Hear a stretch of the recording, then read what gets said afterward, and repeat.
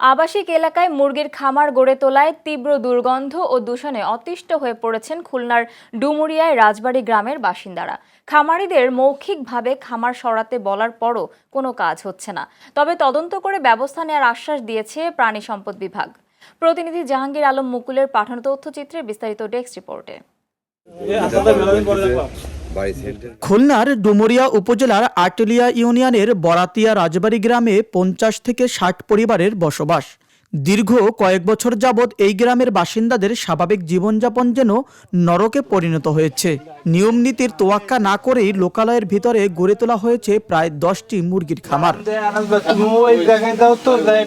স্থানীয়দের অভিযোগ, মুরগির বিষ্ঠা ও বর্জ্যের তীব্র দুর্গন্ধে অতিষ্ঠ পুরো এলাকা। ঘরের দরজা জানালা খুলে রাখার উপায় নেই শান্তিতে দুমুঠো ভাত খাওয়ার পরিবেশও। বাড়ি একটা মেয়েও বিয়ে দিতে পারি না, গন্ধের জন্য আমরা বাড়ি দাঁড়াতে পারিনি। একটা লোকজনও আসতে পেতেছে না, গন্ধে ফিরে যাচ্ছে। আর এত দুর্গন্ধ, আমরা বাড়ি খাতেও পারিনি, থাকতেও পারিনি, এরকম সমস্যা। বাড়ি ঘরে আমরা থাকতে পারি না, একটু অসুবিধা হয়। সবসময় অলরেডি অসুখ পড়ে আছে। কালকেও ওষুধ নিয়ে আসি, ওষুধের কাজ আসছে না। 6 মাসই বাচ্চা আমার। আমি বুড়ো মানুষ, গ্যাসের বড়ি খাচ্ছেন, মরি গেলে কটু পুরা গ্যাসের বড়ি দেওয়া করে। আমি ওর কুলিত পাচ্ছি নেই, কেউ আমার বাড়ি আসে না, একটা তোমার বাড়ি আসে। সাবেক ইউপি সদস্য সিরাজ উদ্দিন শেখের 2টি খামার ছাড়াও একই গ্রামের আনিসুর রহমান ও সেলিম জুয়েল এবং পিয়াসের খামার সহ বেশ কয়েকটি খামার রয়েছে এখানে।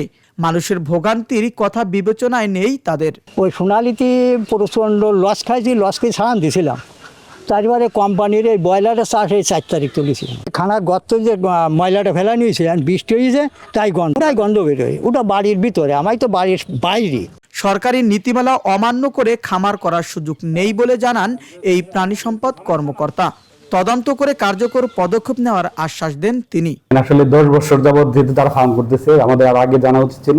বরাতিয়াতে আমাদের রেজিস্ট্রেশনভুক্ত খামার নাই। আমার লোক পাঠিয়ে আমরা খোঁজ নেব, খোঁজ খবর নিয়ে প্রয়োজনীয় আইনের যা আছে সেভাবে আমরা ব্যবস্থা গ্রহণ করব। জনস্বাস্থ্য ও পরিবেশ রক্ষায় আবাসিক এলাকা থেকে দ্রুত এই অবৈধ খামারগুলো সরিয়ে নেওয়ার জোর দাবি এলাকাবাসীর। Abu name Shah, channel S news desk.